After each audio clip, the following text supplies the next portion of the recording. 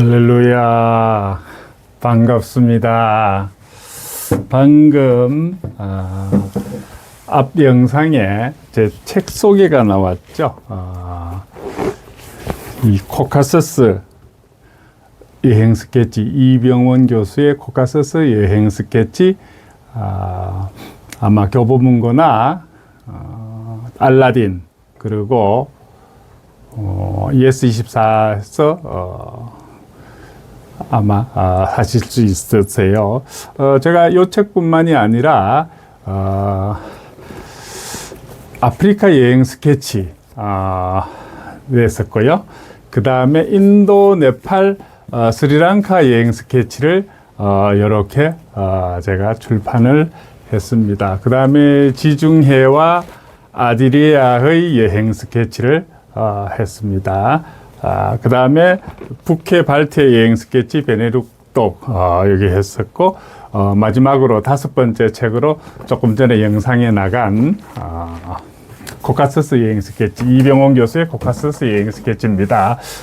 한번 여러분들 관심 있으시면 교보문고나 ES24시 또 알라딘에서 구하실 수 있습니다. 오늘은 십자가의 능력이라는 제목으로 성경 말씀은 고린도전서 1장 18절 말씀으로 함께 은혜를 나누겠습니다. 먼저 제가 고린도전서 1장 18절 십자가의 도가 멸망하는 자들에게는 미련한 것이요 구원을 받는 우리에게는 하나님의 능력이라 하고 있습니다. 자, 이 말씀을 가지고 십자가의 능력에 대해서 한번 살펴보겠습니다. 소아마비를 앓은 판사 장로님이 청년 집회에서 서두에 이런 말씀하셨어요. 저는 대학에 다닐 때까지 예수님을 믿는 사람을 한 명도 보지 못했습니다. 라고 말씀했어요. 이 판사 장로님을 초빙한 모셔온 이 담임 목사님은 참 의아했죠. 어떻게 대학 다닐 때까지 예수님을 믿는 사람을 한 사람도 못 봤다. 그건 있을 수가 없는 일이죠. 그래서 참 마음이 무거웠습니다. 저도 어릴 때 저는 대구 시내의 좀 변두리 지역에서 자랐습니다. 그러다 보니 그 당시에 우리 60년대 참 우리 한국이 다 못 살았습니다. 우리 동네 교회가 있었어요. 그 기억나는데 영경교회라고 양철 지붕에 교회가 있었어요. 저 어릴 때 여러 번 갔었습니다. 왜? 크리스마스하고 추수감사절 때는 학용품도 주고 과자도 주고 그러셨어요. 그래서 제가 교회를 그때 나가서 은혜를 받았는지는 모르겠는데 그런 적이 있습니다. 우리 교회는 그 당시에 목사님은 한 분도 제가 그 자랄 때까지 없었었고요. 항상 그 연세 많으신 할아버지 전도사님이 시내에서 우리 동네로 오셔갖고 설교도 하고 그랬었습니다. 그런데 저는 어릴 때 그렇게 우리 동네뿐만이 아니고 모든 동네에 다 조그만 교회들은 다 있었거든요. 그런데 어떻게 예수님 믿는 사람을 한 번도 보지 못했을까? 참 초빙한 담임 목사님 마음이 무거워졌듯이 이 말씀에는 아마 여러분들도 마음이 무거울 겁니다. 그러나 그 뒤에 장로님이 하신 말씀에 그 목사님은 금방 부끄러워졌습니다. 무슨 말씀이냐 하면은 그때까지 교회에 다닌 사람은 많이 보았지만은 진정으로 예수님을 믿는 자를 보지 못했다는 말입니다. 장로님은 대학 시절 기숙사 룸메이트를 통해서 예수님을 만나서 거듭나게 되었습니다. 방 친구는 항상 얼굴에 기쁨이 배어있고 또 매사에 감사함을 아끼고 항상 다른 이들을 배려했다고 합니다. 그래서 장로님은 친구에게 물었어요. 도대체 너는 어떻게 그렇게 매사에 즐거워하고 다른 사람들에게 친절할 수 있니? 예, 그렇게 했습니다. 그러자 친구가 대답을 했습니다. 나도 전에는 그렇지 않았는데 예수님을 나의 주님으로 모시고 난 후부터 그렇게 바뀌었어. 너도 예수님을 한번 믿어봐. 그렇게 했습니다. 장로님은 그 친구에게서 처음으로 교회에 다니는 사람이 아닌 예수님을 믿는 사람의 모습을 보게 되었습니다. 여기서 교회에 다니는 사람과 예수님을 믿는 사람이 구분되죠. 그죠? 교회에 다니는 사람과 예수님을 진정으로 믿는 사람이 여기서 구분됩니다. 그 장로님이 하신 말씀은 교회에 다니는 사람 많이 봤는데 예수님을 진정으로 믿는 사람은 못 봤다는 이 얘기입니다. 하지만 장로님은 선뜻 예수님을 자신의 주님으로 모실 수가 없었습니다. 가장 큰 걸림돌은 자신을 평생 이 수아마비라 그랬죠. 아까 그 평생 장애인으로 살게 한 하나님이 어떻게 사랑의 하나님일 수가 있는가 하는 것이었습니다. 그러나 그 친구와 교제하는 사이에 조금씩 하나님에 대해서 알게 되었고 마침내 대학 3학년 때 자신의 죄를 회개하고 예수님을 주님으로 영접하게 되었습니다. 저는 여러분들이 교회에 다니는 사람이 아니라 진정 예수님을 믿는 사람이 되기를 바랍니다. 요즘 사람들은 교회에 다니는 이들을 별로 좋아하지 않습니다. 교회에 다니는 사람들의 생활 태도가 그다지 좋아 보이지도 않고 자신들이 살아가는 그 모습과 별 차이가 없어 보이기 때문이죠. 그죠?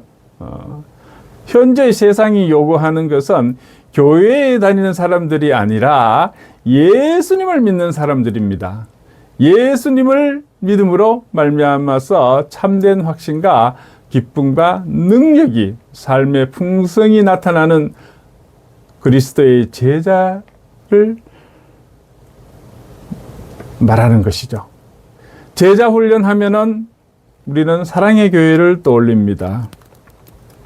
제가 사랑의 교회 다닐 때 1년 동안 제자 훈련을 받고 그 다음 또 1년 동안을 사역 훈련을 받고 난 다음에 순장으로 임명받아서 제가 순장으로 몇 년간 사랑의 교회에서 섬긴 적이 있습니다. 지나고 보니까는 이 제자 훈련과 이 사역 훈련은 제가 이제 신학대학원 다닐 때 그 내용하고 비교를 해보니까는 신학대학원에서 배웠던 그 내용을 압축해서 2년 동안 또 일주일에 한 번씩 하셨으니까, 그죠? 가르친 것 같아요. 그러나 신학대학원 3년하고 제자훈련 사역을 2년하고 비교해보니까는 오히려 제자훈련, 사역훈련이 더 효과가 있었지 않냐. 왜냐하면 직접 교회에 다니면서 신앙생활 하면서 on the job training처럼 OJT라 그러죠. 그렇게 훈련 받았기 때문에 오히려 그 제자훈련, 사역훈련 때가 더 저한테는 교육 효과가 좋았던 것 같습니다. 그래서 순장사역하는 몇 년 동안에 이 순원들과 나눈 이 교제는 교회의 목회사역보다 기쁨이 넘쳤던 기억이 많이 남아 있습니다. 우리 순원들 모아갖고 일주일에 한 번씩 다락방 모임이라 그러는데 일반교인 구역 모임이죠. 퇴근해서 집에 와서 이제 저녁 식사하고 이제 모이니까 한 8시쯤 돼서 모이겠죠. 7, 8시 모여서 그러면 12시 전에 마친 적이 없어요. 항상 다음 주에는 우리 12시에는 마칩시다 그러는데 제가 순장 사역하는 동안에 내내 12시 전에 마친 적은 한 번도 없습니다. 이 부흥회입니다. 직장에 스트레스 받는 거 거기서 다 내놓는 거죠. 그랬던 기억이 있습니다. 제가 그 사랑의 교회 다닐 때 이 혹가는 목사님이 유명하시죠. 그죠? 그 혹가는 목사님이 저 조용기 목사님을 찾아가서 저는 10,000명의 성도를 섬기는데도 아주 힘이 벅찬데 이 조 목사님은 어떻게 70만 명이나 섬기고 있습니까? 라고 물으셨어요. 그러니까 조 목사님께서는 나는 제자 훈련을 잘하는 사랑의 교회가 부럽습니다 라고 했습니다. 자, 그로부터 이제 서로 방문하면서 옥하늘 목사님이 여의도 순복음교회 본성전에 가서 설교하고 조영기 목사님이 사랑의 교회에 와서 설교를 하고 서로 이제 협력하기로 했습니다. 그래서 이제 사랑의 교회는 여의도 순복음교회가 잘하는 방언과 성령 사역을 도입하기로 했고, 순복음교회는 이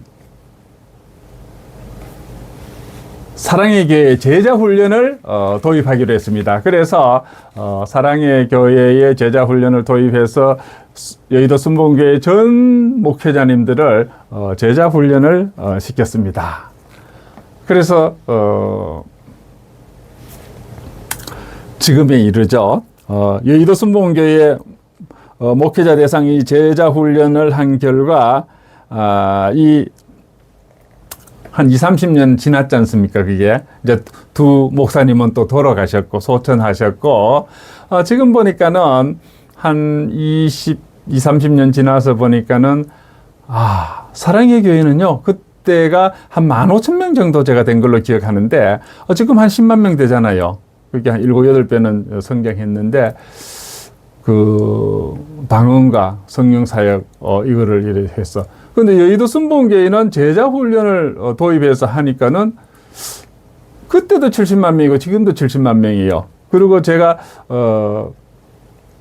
여의도 순복음교회 다닐 때는 아주 성령 뜨거웠는데 요즘 여의도 순복음교회 가면 그런 뜨거움이 사라졌어요. 방언하고 성령 사역하고 좀 야성이 좀 이래서 여의도 순복음교회가 좀 점잖해졌다. 장로교 닮아가서 그런 것을 제가 느꼈습니다. 그래서 앞으로도 이 여의도 순복음교회는 옛날에 그 야성을 찾아서 성령 사역과 방언 믿습니다 할렐루야 하는 그걸 했으면 하는 제 바람입니다. 제가 어쩌다 보니까 여의도 순복음교회에서 다니다가 또 지방대학교에 가 있으면서 거긴 순복음교회가 없더라고요. 그래서 제가 대한예수교 장로의 합동적 교회를 다니면서 신앙생활하다 거기서 또 장로가 되다 보니까는 사랑의 교회를 또 다니게 되었습니다. 자, 그렇다면 어떻게 해야 예수님을 믿는 사람이 될까요? 십자가의 능력을 바로 알고 믿을 때에만 예수님을 믿는 사람이 될 수가 있습니다. 예수님의 십자가의 죽음, 곧 십자가의 도는 양면성을 가지고 있습니다. 그래서 바울은 선언하기를 십자가의 도는 믿지 않는 멸망받을 사람에게는 미련하게 보이지만은 예수님을 믿고 따르는 진정한 제자, 진정한 그리스도인에게는 하나님의 능력이 된다고 했습니다. 이제 제자로서의 참된 그리스도인으로서의 십자가의 능력이 된다고 했습니다. 이제 제자로서 참된 그리스도인으로서의 십자가의 능력에 대해서 한번 알아봅시다. 여러분은 그저 교회만 다니는 사람입니까? 아니면 정말 예수님을 믿는 사람입니까? 저도 저희 생활을 보면은 습관적으로 교회에 다니는 모습을 봅니다. 습관적이 아닌 진정으로 예수님을 믿는 사람이 저는 되고 싶습니다. 성경은 예수님을 구주로 영접한 그리스도인에게는 참으로 놀라운 삶을 약속합니다. 예수님은 그리스도인들에게 아무런 부족함도 느끼지 않는 넉넉한 삶, 사람들에게 큰 영향력을 행사할 수 있는 삶과 또 도전해오는 시험을 능히 이길 수 있는 삶과 같은 놀라운 축복의 삶을 약속하셨습니다. 그런데 안타깝게도 많은 그리스도인들이 그 삶을 보면은 이 약속된 말씀과는 너무나 다릅니다. 예수님이 그리스도인들에게 약속하신 삶을 성경을 통해서 확인하면서 우리의 삶과 직접 한번 비교를 해봤으면 좋겠습니다. 여러분은 아무런 부족함을 느끼지 않을 정도로 만족하면서 살고 있습니까? 요한복음 4장 14절에 보면은 내가 주는 물을 마시는 자는 영원히 목마르지 아니하리니 내가 주는 물은 그 속에서 영생하도록 솟아나는 샘물이 되리라 하고 있습니다. 이 약속된 삶을 말씀하고 있는 것이죠. 우리의 삶은 어떻습니까? 예수님이 주시는 물보다 세상의 물로 갈증을 해소하려고 하지 않습니까? 신앙생활보다 세상의 삶을 우선하지 않습니까? 예수님이 물을 깃기 위해 나온 사마리아 여인에게 그 하신 말씀은 곧 예수님을 그리스도로, 메시아로, 구원자로 영접한 그리스도인들에게 하신 약속이신 것입니다. 그 가운데 영원히 목마르지 않다는 그 약속의 말씀은 부족함이 전혀 없다는 뜻입니다. 그러므로 우리들에게 예수님의 약속이 이루어졌다면 이제 아무런 부족함도 느끼지 못할 정도로 만족할 것입니다. 그러나 예수님을 믿는다고 하면서도 여전히 부족하게 느끼는 것이 많고 또 불평불만이 많다면은 그 사람은 단지 교회만 다니는 사람입니다. 제 삶도 한번 돌이켜보면은요, 젊을 때는 상당히 치열한 삶을 살았다고 생각이 됩니다. 직장에서는 남들보다 좋은 자리, 좋은 보직, 또 좋은 부서에서 근무하면서 또 남들보다 빨리 또 승진하려고 노력을 많이 했죠. 그 정도 남들보다 빨리 승진도 해봤고, 그 한 10,000명 되는 조직에서 최고 좋은 부서에서도 근무를 해 보았습니다. 또, 은행 생활과 경제연구소 생활을 거쳐서 이제 대학 교수로 갔어. 대학 교수로 가니까는 은행과 그 경제연구소에 있던 생활하고 다르더라고요. 직업이 공부하는 게 직업이더라고요, 교수는요. 그래서 교수는 공부하는 것보다 해갖고 그동안 호기심 있던 학문들을 여러 개를 공부를 하다 보니까는 박사학위도 한 서너 개를 취득했습니다. 그러다 보니까는 이제 세월이 제가 한 32년 3개월 정도 교수 생활을 한 걸로 이번에 나오더라고요. 그러니까는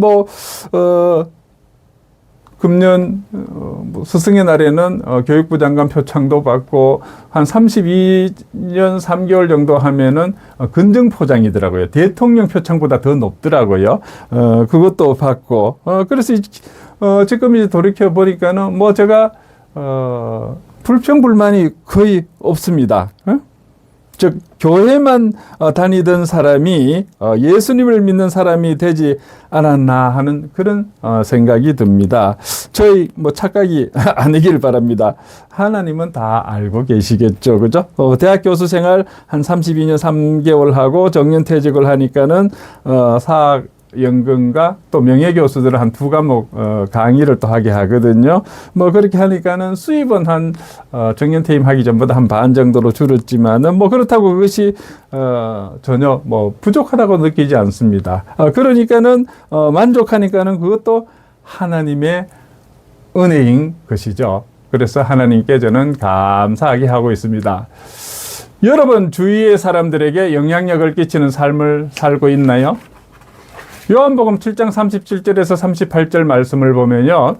명절 끝날 곧 큰 날에 예수께서 서서 외쳐 이르시되 누구든지 목마르거든 내게로 와서 마시라. 나를 믿는 자는 성경에 이른과 같이 그 배에서 생수의 강이 흘러나오리라 하시니라고 하고 있습니다. 나를 믿는 자에게는 배에서 생수의 강이 흘러나온다고 했습니다. 우리의 삶은 어떠합니까? 우리의 자신을 통해서 예수님을 보는 자들이 많습니까? 생수의 강이 흘러나오면 우리를 보고 예수님을 볼 수 있어야 합니다. 여기서 생수의 강이 흘러난다는 말은요, 주위에 엄청난 영향력을 끼친다는 말입니다.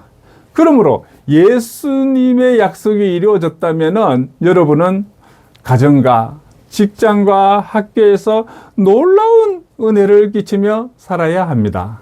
하지만 예수님을 믿는다고 하면서도 가까운 사람들에게 선한 영향력을 끼치지 못하거나 상처만 주고 산다면은 우리는 그저 교회만 다니는 사람일 뿐입니다. 저는 지난 여름에 우리 친지 가족들하고 한 리조트에 가서 휴가를 보냈습니다. 한 20명 정도 참가했는데요.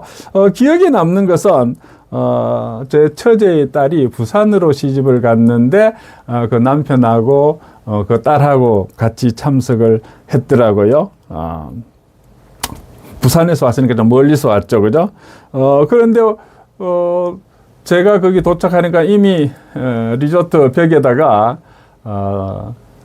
저의 그 정년퇴임을 축하한다는 그런 프랑카드와 사진, 액자 등을 준비해 와서 제가 감동을 했습니다. 그러고 보니 제가 정년퇴임 연설을 한 3번 했습니다. 우리 대학원생들과 학부생 그리고 교수님들 함께 경희대학교 정문 앞에서 레스토랑에서 했었고요. 그 다음 두 번째는 뭐 이렇게 우리 가족들 모임에서 리조트에서 한 번 또 했고, 그 다음 세 번째는 우리 또 우리 대학교 교수님들과 총장님들 다 함께 해서 저보고 뭐 졸업 특강을 정년퇴임 특강을 하라 그래서 제가 지중해 아드리아에 대한 특강을 하고 난 다음에 이제 뭐 공로패도 주고 그 명예교수 된다는 것도 말씀해 주시고 뭐 그러면서 또 저녁 식사를 또 맛있게 먹었습니다. 이러다 보니 한 3번 정도 제가 정년퇴임 행사를 했습니다. 그리고 이제 금년 스승의 날에는 제가 교육부 장관 표창 받고 또 아주 근정 포장도 받았다 그랬죠. 그죠? 훈장까지 받고, 그리고 이제 정년퇴직하고 명예교수가 되니까는, 정년퇴임하면 뭐 명예교수 되고, 하는 거 뭐 다 하는 거 아니냐. 같지만은, 명예교수가 되려면 최소한 20년 이상을 근속해야 되고, 뭐, 아무 하자가 없어야 되는 거, 참 살얼음을 걷는 것 같습니다. 그리고 다른 또 심사도 하고 뭐 추천도 받고 뭐 이렇게 해서 하니까는 그래서 실제로 명예교수가 되어 보니까는 그저 명예로운 거구라는 것을 깨달았습니다. 그전에는 저는 전혀 뭐 그런 거 생각하지도 않았습니다. 그래서 이제 다 끝나고 좀 쉬려고 그랬더니 또 미국의 조지아 센트럴 유니버시티 부총장 겸 경영대학장을 오라 그래서 또 그것도 또 섬기고 있습니다. 여러분은 시험을 만날 때 넉넉히 이기십니까? 아니면 겨우 이깁니까? 로마서 8장 35절에서 37절 말씀을 보면요. 누가 우리를 그리스도의 사랑에서 끊으리요? 환난이나 공고나 박해나 기근이나 적신이나 위험이나 칼이랴. 기록된 바 우리가 종일 주를 위하여 죽임을 당하게 되며 도살당할 양같이 여김을 받았나이다 함과 같으니라. 그러나 이 모든 일에 우리를 사랑하시는 일로 말미암아 우리가 넉넉히 이기니라. 우리가 넉넉히 이기니라 하고 있습니다. 그리스도인이 아무리 큰 시험을 당하고 좌절의 위험과 고통을 겪는다 할지라도 예수님의 사랑에서 우리를 끊을 수 있는 것은 아무것도 없습니다. 그러므로 그리스도인은 그 어떤 시험을 당한다 할지라도 넉넉히 이길 수가 있는 것입니다. 끊을래야 끊을 수 없는 예수님의 놀라운 사랑의 끈으로 꽉 묶여 있기 때문입니다. 여러분이 시험을 만날 때 넉넉히 이긴다면은 진정 예수님을 믿는 사람입니다. 그러나 겨우 시험에 이기거나 매번 지기만 한다면은 그저 교회만 다니는 사람입니다. 안타깝게도 많은 성도님들이 말씀의 약속과는 달리 좌절과 낙심을 하면서 살아갑니다. 그래서 가끔 이런 질문을 합니다.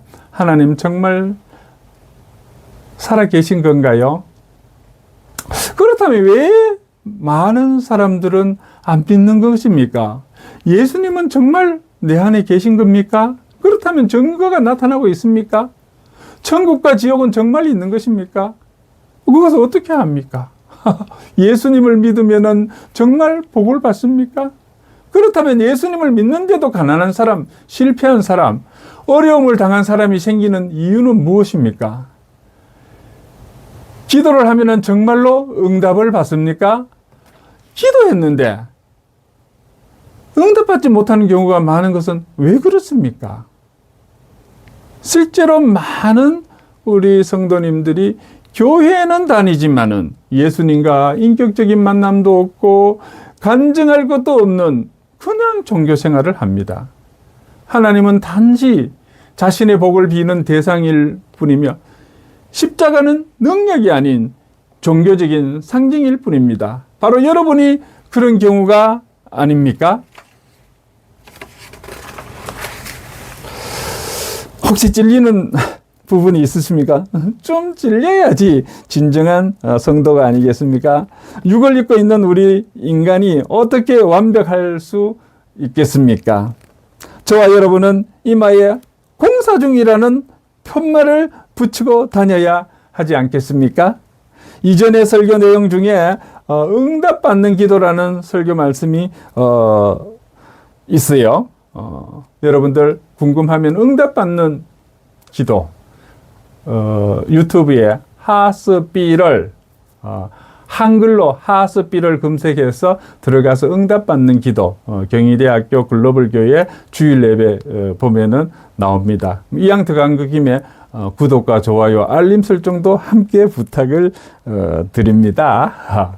오늘 본문 말씀인 고린도전서 1장 18절은요 예수님의 십자가를 바라보는 사람들이 두 부류로 나눈다고 말하고 있습니다. 한 부류의 사람은 십자가에 미련한 것으로 보이고 십자가가 미련한 것으로 보이고 또 한 부류의 사람들에게는 십자가가 하나님의 능력으로 보인다고 했습니다. 여러분은 십자가를 바라보면서 어떤 능력을 깨닫습니까? 저도 한동안 십자가가 왜 능력인지 잘 몰란 적이 있습니다. 그저 예배당의 표시이고 예수님을 믿는 표시인 줄 알았습니다. 예수님을 믿어도 절대로 믿지 않는 사람은 십자가의 도가 왜 능력인지를 모릅니다. 그냥 십자가를 볼 뿐이죠. 그저 십자가를 바라보면 왠지 마음이 편해지고 여기는 예배당인 모양이구나 하는 느낌만 있을 뿐 하나님의 능력인 줄은 모릅니다.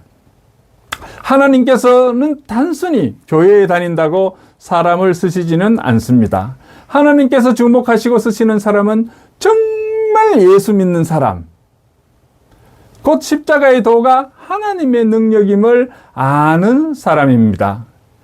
저는 오래전에 러시아의 블라디보스톡을 다녀온 적이 한 2번 있습니다. 한 20년 전에는 몽골을 제가 또 열심히 들락날락거렸습니다.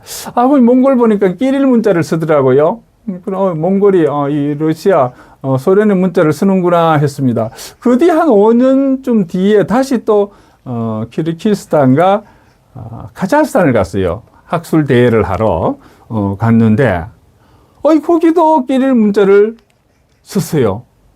뭐야? 이 끼릴 문자를 많이 쓰네. 그래서 제가 그때 마침 세미나에 같이 간 우즈베키스탄에서 유학원, 한국 유학원 학생이 옆에 앉아 있었어요. 그래서 제가 부탁을 했어요. 야, 이 끼릴 문자 알파벳 쓰고 영어 알파벳을 옆에 해다고 그랬더니 딱 봤어요. 제가 1시간 반 만에 그거 다 외웠습니다. 그거 다 외워갖고 이제 바깥으로 나가니까 거리에 나가니까는 간판이 다 읽혀져요. 그러니까 얼마나 우리 함께 갔던 교수님들 저만 따라다니더라고요. 제가 가면 저거 포토, 저거 사진관이야, 저거 슈페르마르켓, 저거 슈퍼마켓이야, 이렇게 다 얘기해 주니까는 그래서 카자흐스탄과 키르기스탄을 또 잘 제가 재밌게 다녔습니다. 그런데 이제 제가 블라디보스톡에 가보니까는 시내 중심에 동산이 하나 있어요. 그 동산에 올라가서 보니까 동상이 딱 2개가 있어요. 누구냐면 끼릴, 또 끼릴 형제, 2 형제의 동상이 서 있어요. 그래서 그 왜 여기 있나? 여기 와서 왜 끼릴 동상이 있나 봤더니, 그, 기억으로 815년생이에요. 그냥 9세기 사람이죠. 그죠? 815년생의 사람이 9세기에 러시아에 와보니까는 말은 했는데 문자가 없는 거예요. 그런데 이분이 선교사단 말이에요. 이 성경을 보급하고 가르치려니까는 뭐 글이 있어야지.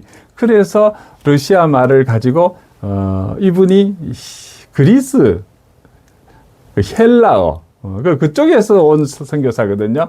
그러니까는 그 그리스, 헬라어를 가지고 러시아 끼릴 문자를 만든 거예요. 그래서 그 문자를 만들었기 때문에, 제가 어떻게 1시간 반 만에 다 외웠냐. 그때서 내가 딱 깨달았어요. 이래서 그렇구나. 제가 신학을 공부하면서 뭐 히브리어와 헬라어, 뭐 라틴어까지 배웠지 않습니까? 그런데 그 헬라어를 배웠으니까는 알파벳 정도는 기억하잖아요. 그러니까 헬라어 알파벳하고 끼릴 문자 알파벳도 거의 비슷해요. 한 8, 90% 같은 것 같아요. 그래서 제가 쉽게 외운 것 같았습니다. 그래서 러시아 문자 자체를 이 끼릴 선교사가 만들었고, 또 그 러시아가 이제 기독교 국가죠, 그죠?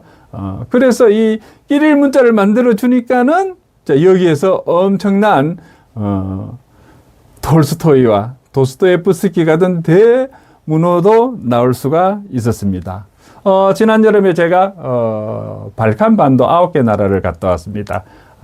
발칸반도 9개 나라 뭔지 아세요? 제가 한번 얘기해 볼게요. 크로아티아, 슬로베니아, 보스니아 헤르체고비나, 몬테네그로, 알바니아, 북마케도니아, 세르비아, 불가리아, 루마니아, 요래 9개고, 이제 그리스까지 하면 10개 나라입니다. 제가, 그리스는 그 전에 한 2번 갔다 왔었고요. 그러니까는 이제 크로아티아, 슬로베니아, 보스니아 헤르체고비나, 몬테네그로는 그 전에 몇 년 전에 또 제가 갔다 온 적이 있습니다. 거기 갔다 이제 보니까 깜짝 놀란 게 있었어요. 뭐냐면은, 발칸반도에 9개 나라를 갔는데 많은 나라들이 끼릴 문자를 쓰고 있어요. 또 그것도 끼릴 동상이 있고 막 그래요. 참 이게 왜 이럴까? 보니까는 거기는 그리스, 헬라어 쓰는 지역과 가깝잖아요. 그러니까 어쩌면 끼릴이 거기서 이 문자를 보급했을 수도 있다는 생각을 했습니다. 그래서 끼릴 문자 쓰는 발칸반도 나라는 어느 나라냐면은 세르비아, 불가리아, 북마케도니아, 몬테네그로, 보스니아 헤르체고비나입니다. 이 5개 나라입니까? 그 다음에 아직도 그 로마 라틴 문자 쓰는 나라들이 또 5개 있어요. 뭐 그리스는 당연히 라틴 문자 쓸 거고요. 크로아티아, 슬로베니아, 알바니아, 루마니아는 라틴 문자를 쓰고 있었습니다.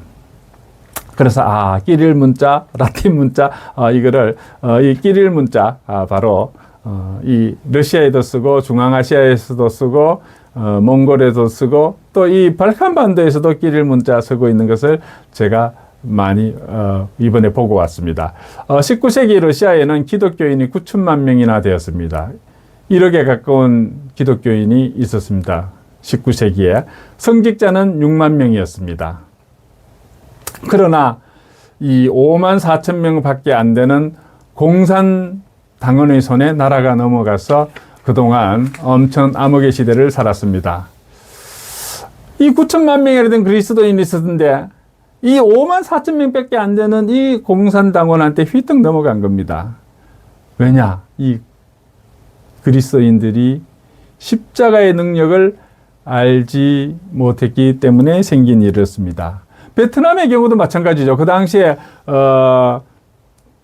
베트남이 통일되기 전에 월남, 월북, 남베트남, 북베트남이 있었죠. 그때도 마찬가지예요. 거기도 프랑스 지배를 받았기 때문에 기독교가 엄청 많았습니다. 한 1974년에 보니까 한 2천만 명 정도의 인구가 있었는데 그 남베트남에 월남에 2천만 명 인구 중에 한 몇십만 명이 공산당원이었어요. 2천만 명 중에.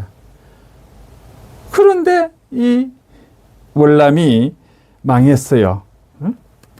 인구의 3%밖에 안 되는 공산당원이 뒤집어갖고 공산화가 되었습니다. 그래서 하노이 쪽에 북베트남이 남베트남을 흡수했죠. 그죠? 그런 것을 보니까는 공산당원이 몇 명 되지 않지만은 이 기독교인들이 다 그 기독교 기반의 러시아도 그렇고 베트남도 그렇고 기독교 기반 프랑스가 지배했으니까는 기독교단 말이에요.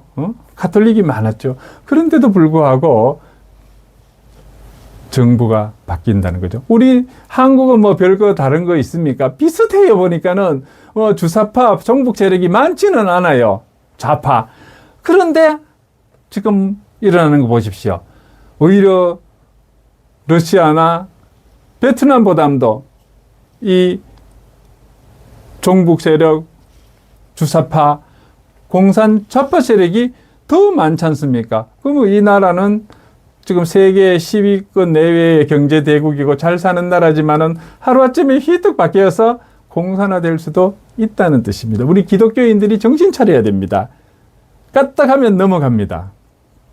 우리 기독교인들이 십자가의 능력을 제대로 깨닫지 못하면은 넘어간다는 얘기입니다. 그럼 십자가의 능력이 뭐겠습니까? 십자가를 아무리 바라봐도 알 듯 모를 듯 혹시 그렇지는 않습니까? 우리는 돈의 능력은 잘 알고 있습니다. 3살짜리도 압니다. 응? 요즘 쇼츠 영상 요즘 재밌는 거 있더라고요. 2살짜리 꼬마한테 장래 희망이 뭐냐니까 국회의원요 그러더라고요. 아니 국회의원 돼서 뭐 돈을 많이 벌고 있습니까? 명예를 얻고 싶습니까? 그러니까는 아니요. 국회의원 놀고 먹잖아요. 라고 아주 재밌는 얘기하는 것 같습니다. 또 서너 살 된 꼬마아이가 마트에서 알바를 해요. 아니 이런 어린아이 무슨 알바를 하냐고 했잖아. 지금부터 벌어야지 시집가서 전세라도 한 칸 장만을 미리 준비해야 된다고 그렇게 얘기를 하는 걸 보고 참 웃은 기억이 있습니다. 이 3살짜리 꼬마한테 동네 아저씨가 10,000원짜리 넣고 5,000원짜리 넣고 얘야 얻는 거 가질래? 가져. 그랬더니 5,000원짜리를 가졌어요. 그 다음에 또 아저씨가 재밌어서 또 했어요. 7번이나 하니까는 7번씩이나 이 꼬마 아이는 5,000원짜리만 집었어요. 그래서 엄마가 집에 와서 그랬어요. 야, 너는 10,000원짜리 있고 5,000원짜리 있으면 10,000원짜리 집어야지. 왜? 5,000원짜리 집으니까 엄마, 내가 만약에 10,000원짜리를 탁 집었다면은 그 아저씨는 그 다음에 나하고 장난 안 칠 거예요. 그럼 그것이 끝이니까는 제가 5,000원짜리를 집었다고 얘기를 합니다. 얼마나 요즘 젊은 애들도 영악합니까? 그죠? 자, 그렇다면 십자가에는 어떤 능력이 있을까요? 이 십자가의 능력을 알지 못하는 사람은 구원받은 하나님의 자녀가 아니라고 했죠. 그러니까 십자가의 능력을 깨닫는 것이 얼마나 중요한 문제입니까? 우리 개인뿐만 아니라 나라도 살릴 수가 있습니다. 십자가의 도가 멸망하는 자들에게는 미련한 것이요. 저와 여러분들은 이 십자가의 도가 바로 하나님의 능력이라는 것을 깨닫는 저와 여러분이 되기를 주님의 이름으로 축복합니다. 기도하겠습니다.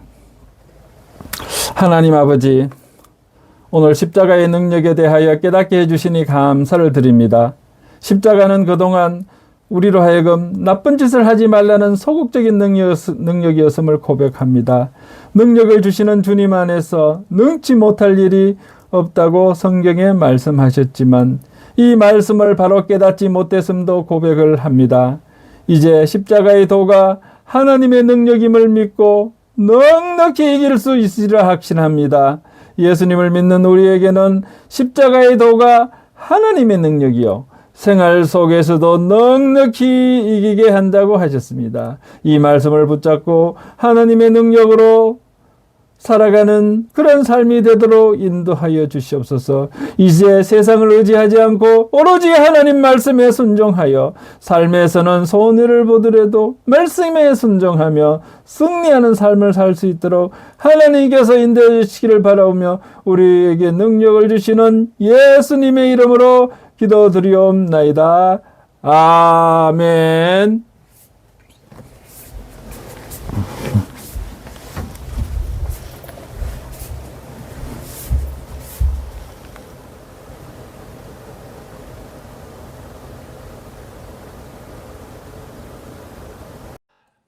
에듀테인먼트로 마칩니다. 제가 5만 원짜리 지폐를 하나 갖고 왔어요.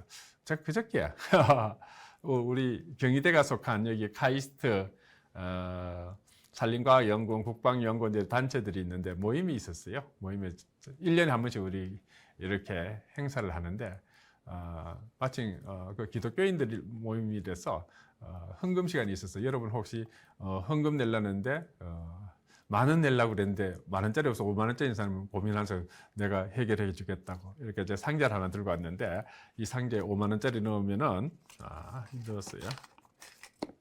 자, 넣었어요. 5만 원짜리 넣어서